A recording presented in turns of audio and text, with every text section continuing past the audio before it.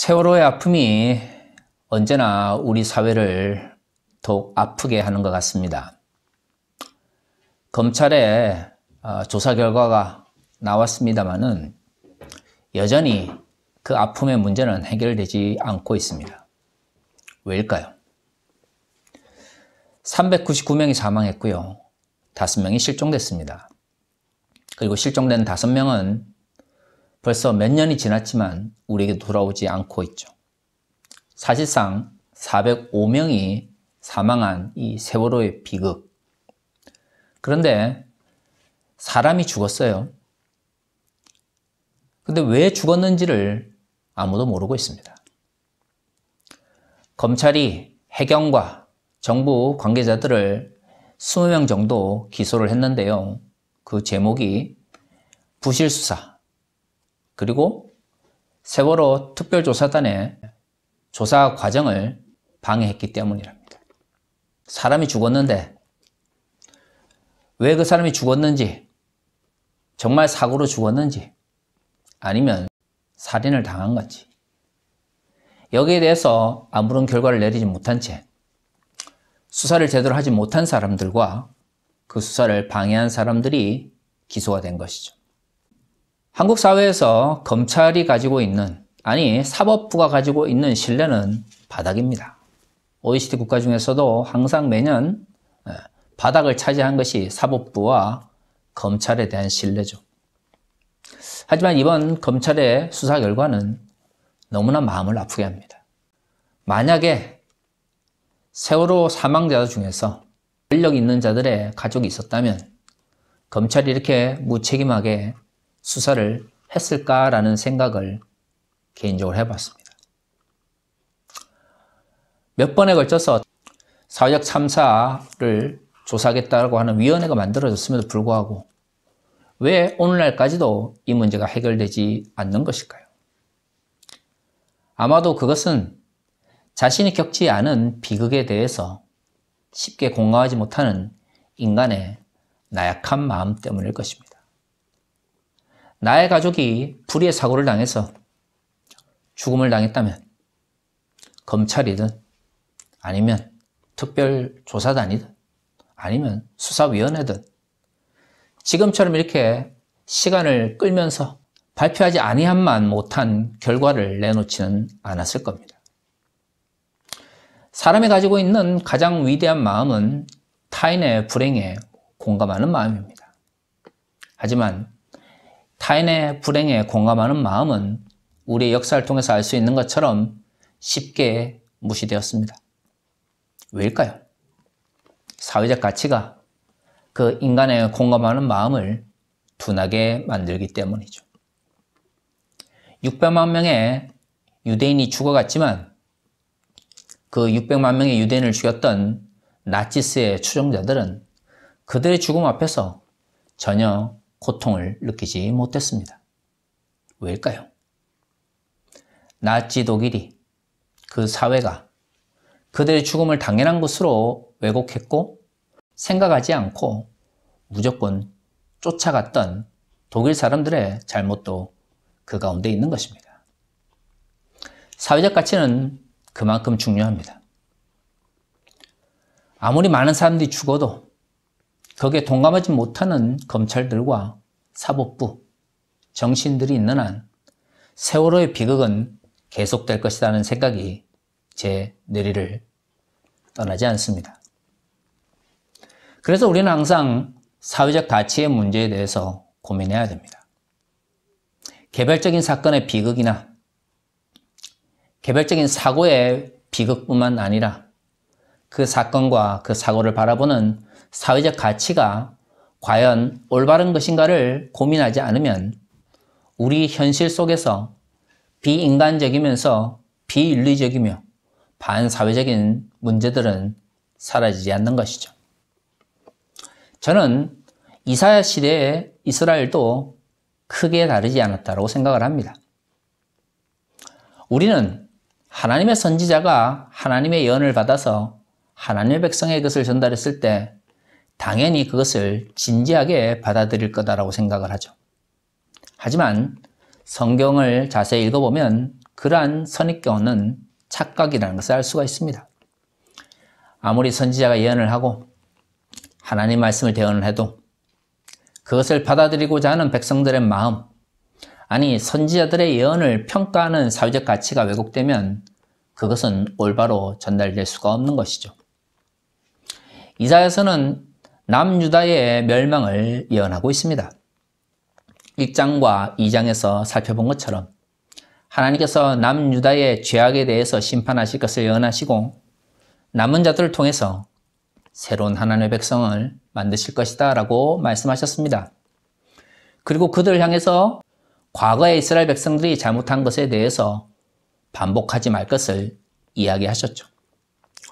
오늘의 본문은 과거 이스라엘 백성, 물론 이사야 시대에는 이루어지지 않았지만 미래의 하나님에 의해서 멸망당할 남유다 백성들의 죄악에 대해서 하나님께서 미래에 어떤 식으로 대응하실 건지에 대한 이야기를 담고 있습니다. 재밌는 것은 오늘의 표현에서 이스라엘 백성들이 굉장히 중요하게 생각하던, 다시 말해 사회적으로 굉장히 의미를 두던 물건들을 제하여 버리시고 당시 이스라엘 백성들이 무의미하다고 생각되는 것들로 이스라엘을 채우실 것이다 라고 이야기하고 있다는 점이죠. 사회적 가치는 내가 그것을 의미 있다라고 해서 만들어지는 것이 아닙니다. 역사적 과정과 사회적 풍습에 의해서 특정한 가치가 중요하고 특정한 가치는 덜 중요한 것으로 인정되는 것이죠. 하지만 인간의 마음이 왜곡이 되고 역사가 왜곡이 되는 것처럼 사회적 가치도 왜곡이 될 수가 있습니다.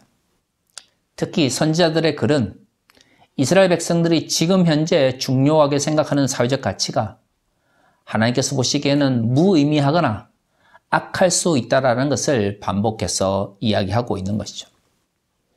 우리가 오늘 읽은 본문의 말씀을 보면 지금의 관점에서 보면 뭐 그렇게 이스라엘 백성들에게 중요한 것이었을까라는 생각이 드는 그런 물건들이 있습니다. 한번 살펴볼까요? 주께서 그날에 그들이 장식한, 자, 오늘 하나님께서 이스라엘 백성을 심판하실 때에 지금 이스라엘 백성들이 자신을 꾸미기 위해서, 장식하기 위해서 사용하는 물건들을 제하여 버릴 거라고 했습니다. 어느 사회나 남성이든 여성이든 그 사회에서 의미 있는 것, 중요하다고 생각하는 것을 가지고 자신을 꾸미고 장식하지, 사람들이 봤을 때 저것이 무슨 의미가 있나, 무슨 가치가 있나라고 여기는 것을 가지고 꾸미지 않죠. 그렇다면 오늘 우리가 읽은 본문의 말씀에 등장하는 이 장식하는 도구들은 당시 이스라엘 백성들이 볼 때 굉장히 중요하거나 사회적으로 가치 있는 것으로 여겨졌던 겁니다. 발목고리와 머리의 망사와 반달 장식과 귀고리와 팔목고리와 얼굴 가리개와 화관과 발목 사슬과 띠와 향압과 호신부와 반지와 코고리와 예복과 겉옷과 목도리와 손주머니와 손거울과 세마포 옷과 머리 수건과 너울을 제하시리니. 저는 뭐 그렇게 많이 꾸미고 다니는 사람이 아니기 때문에 여기에 나와 있는 것들이 얼마만큼 사람들을 아름답게 혹은 멋있게 만드는지에 대해서 잘 모르겠습니다. 하지만 한 가지 확실한 것은 여기에 등장하고 있는 많은 것들이 오늘날의 관점 속에서도 동일한 의미를 가지고 있는지에 대해서는 한번 생각을 해볼 필요가 있죠. 가치란 그 시대에는 절대적인 것 같지만 지나고 나면 무의미한 것들이 굉장히 많습니다. 특히 사람들에게 보여주고 싶어 하고 자신을 꾸미기 위해서 사용하는 것들은 그 시대는 엄청나게 의미가 있을지 모르겠지만 지나고 나면 그것이 왜 그런 의미를 가졌는지 알지 못하는 것들이 굉장히 많죠. 하나님께서 보실 때는 어떨까요?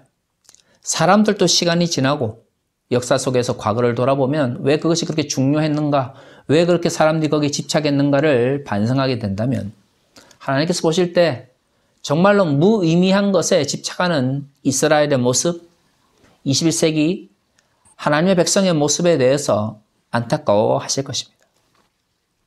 하나님께서 말씀하십니다. 하나님의 심판은 사람들이 중요하게 생각하는 사회적 가치를 제하는 것에서 시작한다는 것이죠. 가끔은 생각을 해봅니다. 한국 사회를 지배하고 있는 중요한 가치가 무엇일까요? 사람들이 행복을 추구하는 마음이 있을 것입니다. 행복을 추구한다는 것 자체가 나쁜 건 아닙니다. 아리스토텔레스는 인간의 존재 목적이 행복의 추구라고 했습니다. 아리스토텔레스의 철학을 받아들여서 신학을 재정립하였던 토마스 아퀴나스는 하나님께서 인간의 양심 속에 자연법을 깨닫게 하시는 이유는 그것을 통해서 영원한 행복은 아니지만 이 현세 속에서 인간이 행복을 누리기 위한 것이다 라고 했습니다. 인간의 행복을 추구하는 것, 그것 자체가 나쁘다고 말할 수는 없는 것이죠. 철학적인 측면에서든 신학적인 측면에서든 말입니다. 문제는 무엇이 행복이냐는 것입니다. 행복을 추구하고 싶은 마음은 누구에게나 가지고 있는 본능이지만 그 행복을 느끼고 행복을 규정하는 것은 사회적 가치에 의해서 정립이 되죠.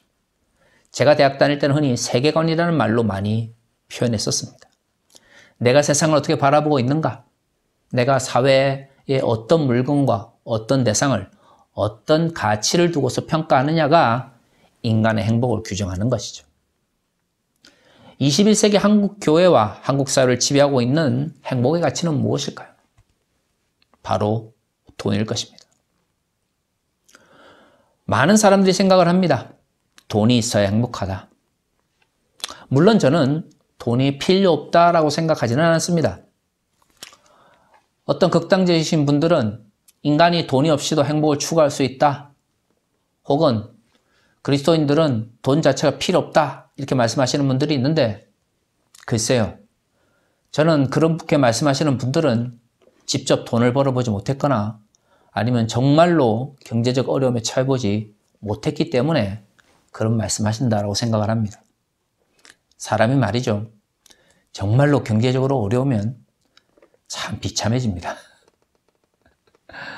네, 정말로 작은 것에 비굴해지죠.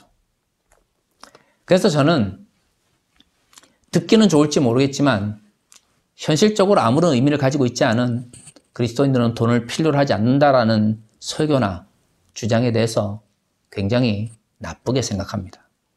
그것은 말뿐이거나 다른 사람을 속이기 위한 것이지 육체를 가지고 있는 인간이 자본주의 사회에서 돈이 필요 없다라고 말하는 것은 굉장히 무책임한 것이죠.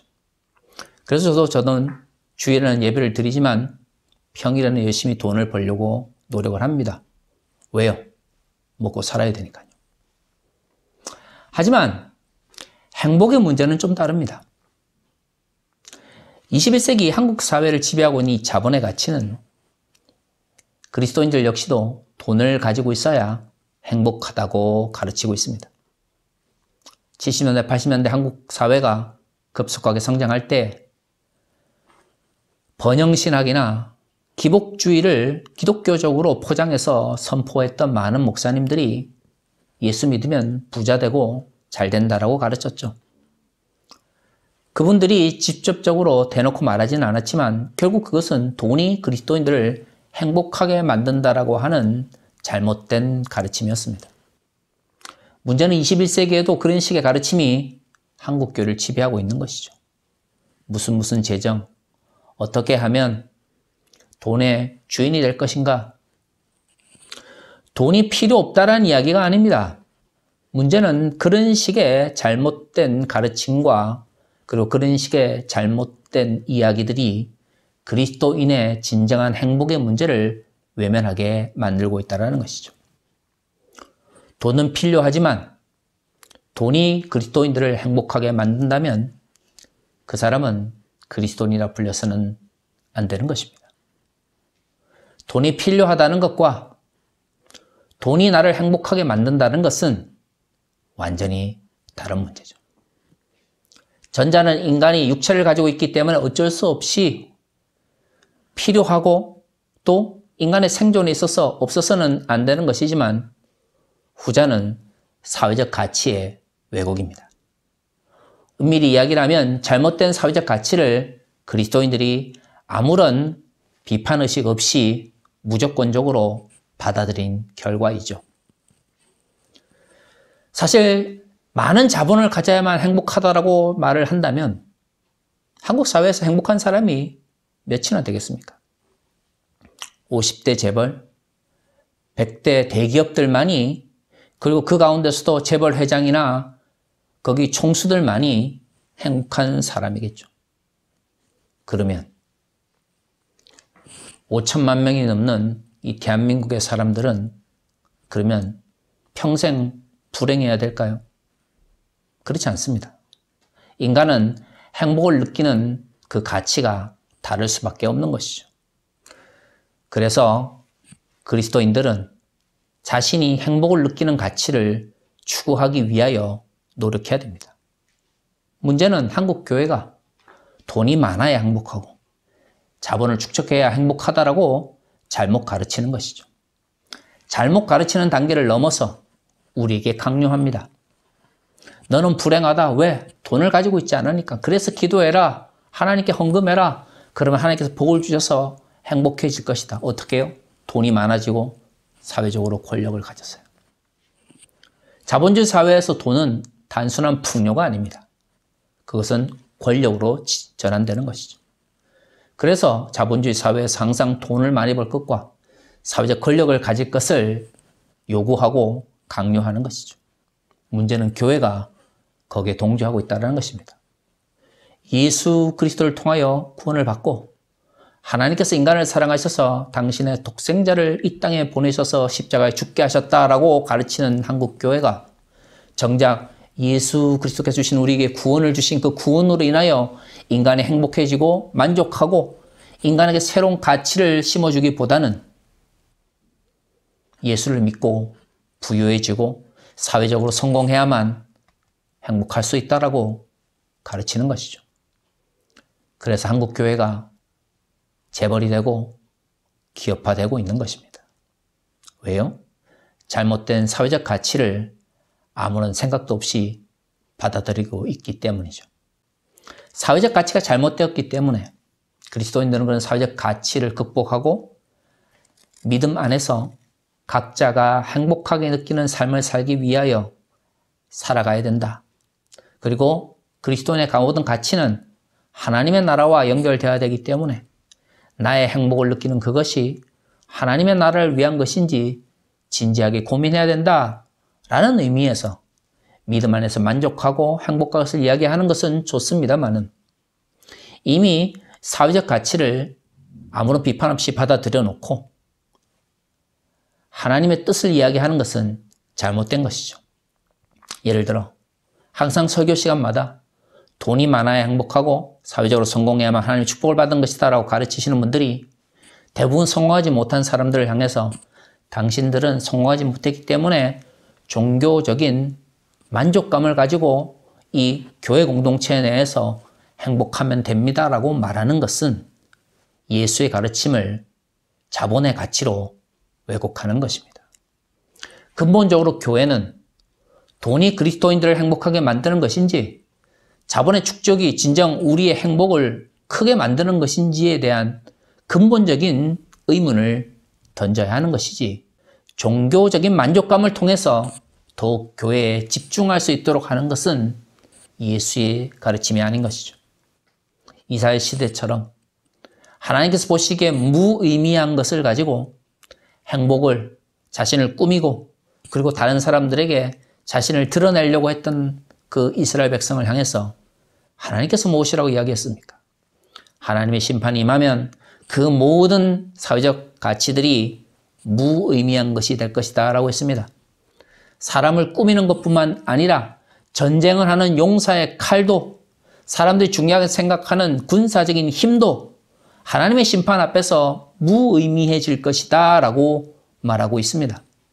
그렇다면 진정 하나님의 백성이라면 그러한 하나님의 심판 앞에서도 의미 있는 가치를 추구해야 되지 않겠습니까? 하지만 한국의 대형 교회들을 보면 그저 주일에 여러분들은 하나님을 믿기 때문에 잘 될 거다. 여러분들은 하나님의 자녀이기 때문에 하나님께서 성공시켜 주실 것이다. 그러한 설교들 앞에서 아멘하고 헌금 바치고 그리고 이웃이 굶어 죽고 가든 말든 사회적 가치가 왜곡되든 말든 우리 옆에 누군가가 사회적 제도나 아니면 체제의 문제로 인하여 고통을 받든 말든 나만 그저 부유해지면 된다라고 믿는 사람들을 그리스도인이라고 부르고 있다면 그것은 분명 잘못된 것이죠. 사랑하는 성도 여러분, 여러분들은 어떨 때 진정 행복을 느낍니까? 저는 모든 인간의 삶이 하나님의 나라를 지향해야 된다라는 그러한 원칙적인 주장에는 동의를 하지만 그렇다고 해서 인간의 모든 행동이 하나님의 나라만을 위해서 살아갈 수 없다는 것을 저는 알고 있습니다. 인간은 기본적으로 돈을 필요로 하고요. 육체를 가지고 있기 때문에 때로는 육체의 필요를 위해서 노동도 하고 살아가야 합니다. 하지만 왜곡된 사회적 가치마저도 우리가 하나님의 영광을 바라보는 그리스도인들이 외면한 채 그저 나 혼자 잘 먹고 잘 살겠다고 살아간다면 그것은 단순 육체를 가지고 있기 때문에 물질적 필요가 있다는 것과는 다른 문제인 것이죠. 더구나 부의 축적과 돈이 많아야지만 행복할 수 있다라고 믿는 왜곡된 가치를 가지고 있는 사람들을 그리스도인이라고 부를 수 있는지 우리는 근본적으로 질문을 해보아야 합니다. 사랑하는 성도 여러분, 왜곡된 사회적 가치에 대해서 그리스도인들은 고민해야 됩니다. 왜요? 그리스도인은 하나님의 나라의 가치를 위하여 달려가는 사람들이기 때문이죠. 사유하지 않고 고민하지 않고 아무런 반성 없이 사회적인 가치를 무조건적으로 수용을 하면 우리의 행복에 대한 모든 생각들이 왜곡될 수밖에 없는 것이죠. 우리가 하나님의 나라를 위하여 달려가기를 원합니다. 그러나 그 하나님의 나라를 위하여 달려간다고 하는 것이 단순히 심리적 만족감이나 소위 말하는 영적인, 아니 내적인 만족감에 그친다면 그것은 진정 하나님의 나라의 가치를 쫓아가는 것이 아닙니다. 왜곡된 사회적 가치를 비판하고 그것을 바로잡기 위하여 노력하며 그 가운데서 우리가 진정 행복을 느끼는 예수께서 구원하신 나라고 하는 존재가 진정 행복을 느끼는 모습이 무엇인지를 발견하는 믿음 안에서 진정 나를 발견하는 모습이야말로 우리를 행복하게 만드는 것이죠. 우리 모두가 믿음 안에서 올바른 나의 모습을 발견해서 진정한 행복을 누리는 그러한 일주일이 되었으면 좋겠습니다. 다 같이 기도하겠습니다.